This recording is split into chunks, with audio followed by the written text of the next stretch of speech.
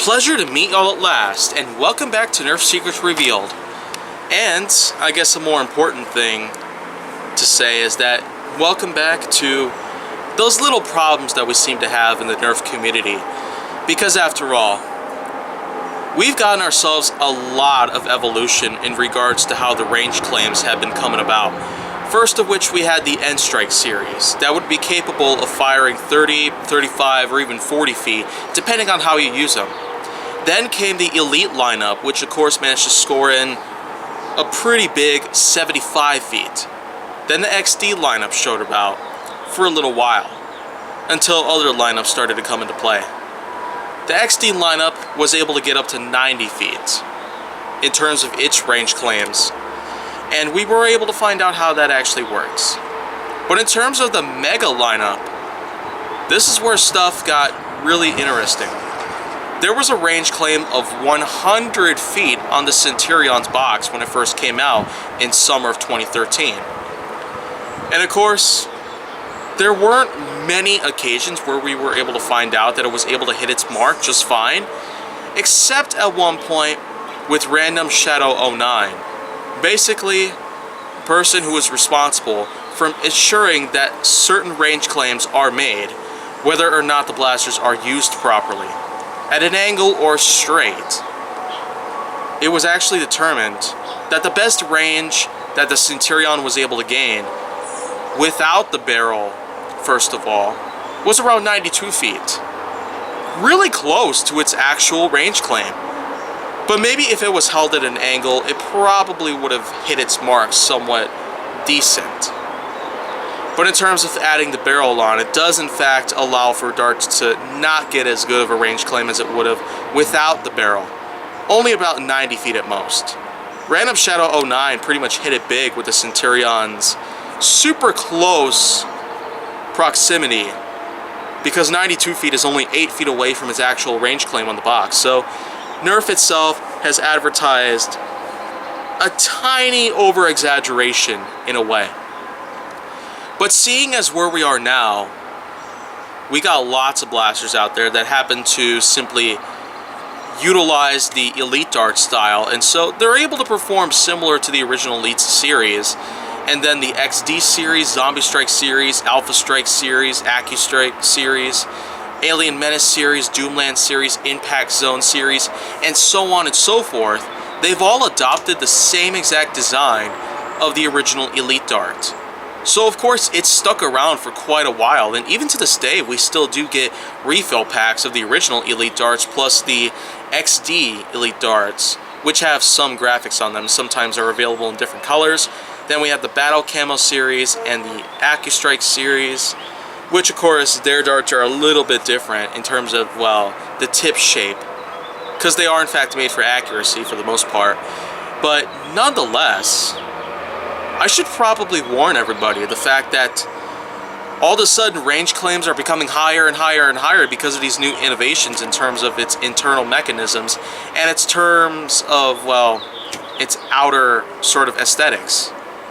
Those things combined, there's a good chance that if we do get a blaster lineup years and years from now that happens to make a range claim of several hundred feet maybe, who knows, then it actually could turn out to be dangerous. I mean, this would be the closest that Nerf would be to, let's say, a paintball gun or an airsoft gun or an exploder's gun. I mean, I've certainly been hit by a lot of projectiles coming out of, well, non-realistic firearms, but of course I can't really say much that it's supposed to be a good thing, because after all, even if it's not a hollow point or an FMJ or a slug or a buckshot or a high caliber round of any sorts coming out of any firearm, there's a good chance that a BB, a spitball, an exploder's ball, or many other types of fake ammunition could be dangerous if they pelted you hard enough. Of course, I have played around with paintball, I have played around with airsoft, I have played around with so many different other types of actual toy guns of any sorts, but I've mainly stick to Nerf because it's one of the sorts that do not happen to harm you in many different ways. Though of course there's always that discretion that Hasbro discloses about potential eye injuries, depending on what dart is being used. So, and I pretty much already know how that feels. I've had elite darts shot on both of my eyes, actually, because I've engaged in at least a few hundred Nerf wars by now.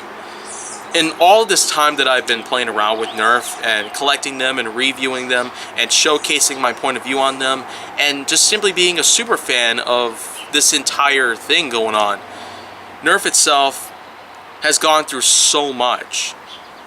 I do feel, though, that the Ultra series could become a bit of a dangerous thing. A range claim of 120 feet. I mean, of course there's been a lot of people that have actually exposed a lot of info based on how the Ultra darts really seem to get along with the fact that they don't really make their mark almost entirely. But what if it does? If it's at an angle, for an example, of whatever sorts that I could probably talk about in terms of how the Ultra darts could be better in terms of their performance ratio, I feel like that it might have been necessary for that. But of course, when you're just firing straight and if someone's in close proximity to you, then that would probably be the threshold that someone might actually get hurt. It could actually become something that's dangerous. Something that's peculiar yet relevant to a paintball or something else entirely. But nevertheless, I do feel like that no matter how well you happen to do around with your blasters, if you modify them or use them for any other purposes other than what they're designed or manufactured or made for, then well, that's probably all just on you. But for me, I'll just stick to not modifying any blasters or repainting them or redecorating them or having them plastered on with stuff or whatnot. Though I will indeed think about personalizing it with third-party accessories and the like clip holders, darts holders, or ammo boxes or whatnot. I'll probably only do that at best. And maybe stickers, because those can be removable at any time. But anyways, that's pretty much my hot take on everything that has to do with how range claims could be a dangerous threat to anyone's health or physicality in terms of how dart innovation has been coming through all these years and how Hasbro has really been doing a lot of tweaking and a lot of research on how blaster design and function can correlate to certain injuries. So, of course, still, it'd be best to try and pay attention to what the blaster says. Of course, they're still going to have some of those caution labels or danger labels plastered on the sides of them, depending on what blaster you have. Of course, you'll be able to see the embossed texts on the sides of them, usually blended in with the same color as the plastic on the blaster that they're put on, but sometimes it's different. So that way you can easily read it. So that's pretty much all I got left to talk about in terms of all that part there. So if you want to see more, go down to my channel. Make sure that you like, subscribe, comment, follow me on social media, and stay on the Hollywood side.